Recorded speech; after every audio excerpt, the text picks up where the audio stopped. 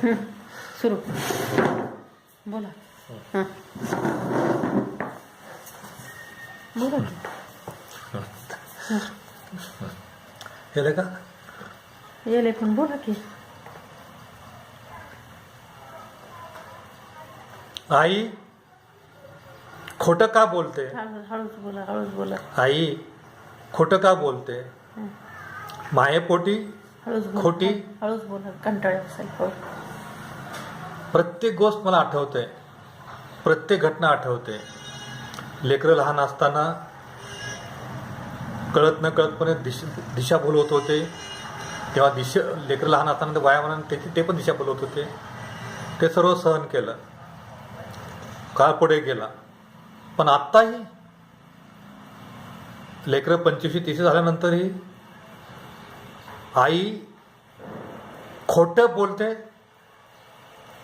विष पेरते लेकराच्या मनामध्ये, आणि लेकरंही खोटं आणि खरातला फरक कळत नाही, विषारी संस्कार कळत नाही.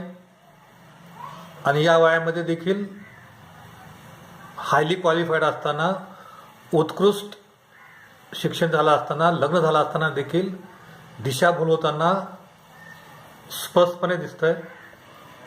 आई कसाई, आई खाई असे असंख्य शब्द उच्चारून देखील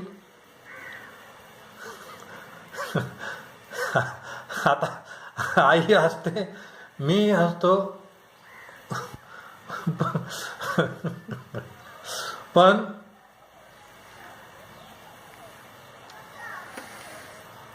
आता काय बोलावं सुचत नाही.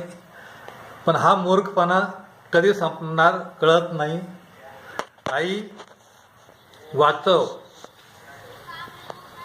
आजी लई खुज्जी.